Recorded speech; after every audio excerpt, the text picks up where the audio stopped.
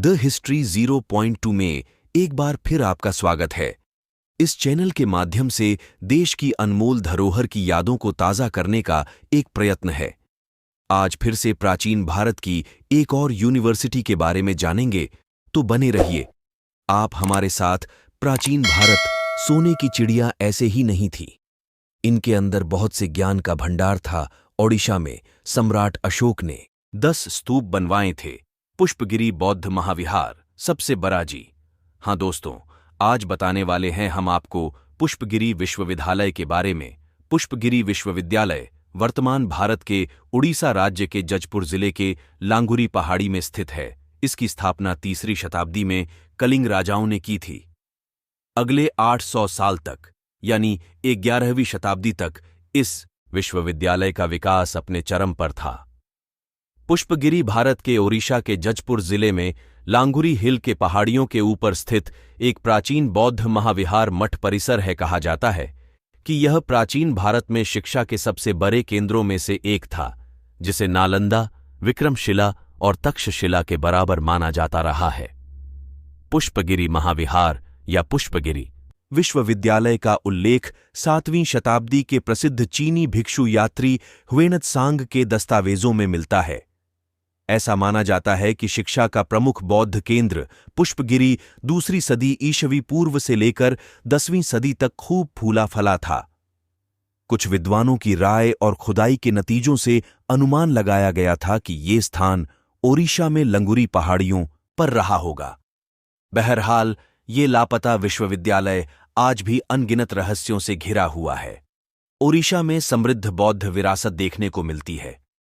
हालांकि गौतम बुद्ध खुद कभी यहां नहीं आए थे, लेकिन बौद्ध धर्म यहां खूब फला फूला था। यहां अन्य देश से भी भिक्षु आते थे। पढ़ने के लिए इस स्थान में 200 से अधिक बौद्ध स्थल हैं।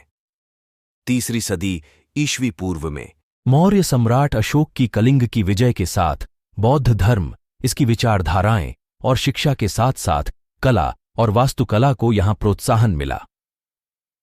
पुष्पगिरी विश्वविद्यालय की खोज करने में ललितागिरी, रत्नागिरी और उदयगिरी के बौद्ध परिसर बहुत महत्वपूर्ण साबित हुए हैं। ओडिशा का सबसे प्राचीन बौद्ध स्थल ललितगिरी उन प्राचीन बौद्ध मठ प्रतिष्ठानों की टिकरी का हिस्सा है, जिसमें पड़ोस में मौजूद रत्नागिरी और उदयगिरी भी शामिल हैं। आज डायमंड ट्रायंगल के रूप में लोकप्रिय इन स्थानों में मठों, स्तूपों, प्रार्थना सभागारों, पत्थर की तख्तियां, मुहरों और मूर्तियों के अवशेष देखे जा सकते हैं।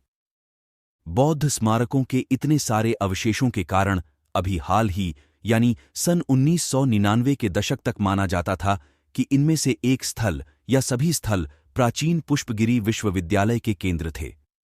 हालांकि अध्ययनों और ढांचों के अवशेषों तथा मुद्रण की खोज से ये संभावना खत्म हो जाती है। वास्तव में मुद्रण से ही इन तीनों महाविहारों के नाम पता लगे हैं। मुद्रण के अनुसार रत्नागिरी, ललितगिरी और उदयगिरी के नाम है रत्नागिरी महाविहार, चंद्रादित्य विहार और माधवपुर महाविहार थे। ह्वेनत्सांग के दस्तावेज एक ऐसे स्रोत है जो पुष्पगिरी से संबंधित अन्वेषणों और अनुसंधानों का आधार बनता है। प्रसिद्ध चीनी तीर्थयात्री ह्वेनत्सांग सन 639 के आसपास ओडिशा आया था। अपने दस्तावेजों में उसने जिक्र किया है कि कैसे इस स्थान पर बौद्ध धर्म फल फूल रहा था। उसने इस स्थान का उल्लेख वुटियु ओरा के नाम से किया था। विद्वान इस स्थान को ओडिशा मानते हैं। ह्वेनत्सांग के अनुसार यहाँ के लोग मेहनती छात्र थे और उनमें से कई बौद्ध थे। यहाँ उन्होंने पूसेपोकीली नामक एक मठ का उल्लेख किया है, जिसे विद्वान पुष्पगिरी महाविहार मानते हैं।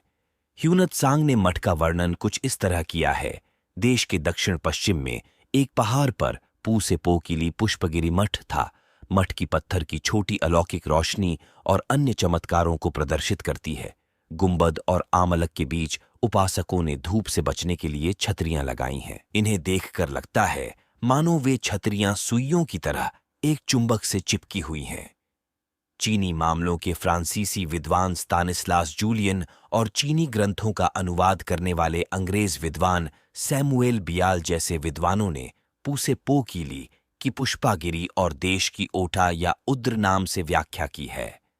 सन 1990 के दशक की शुरुआत तक लंगुरी के बौद्ध परिसर पर विशेष ध्यान नहीं गया था।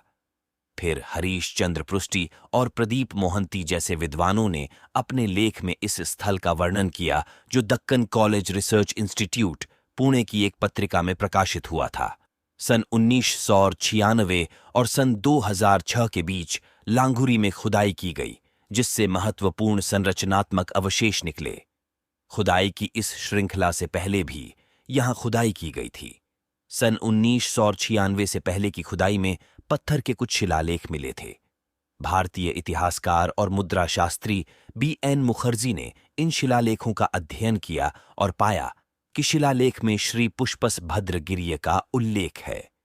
प्राकृत भाषा के संस्करण का संस्कृत में अनुवाद श्री पुष्पस भद्रागिरियाह या पुष्पस भद्रागिरिये के रूप में किया गया था, जिसका अर्थ है फूलों से भरा शानदार पहाड़ या फूलों से भरे शानदार पर्वत के लिए।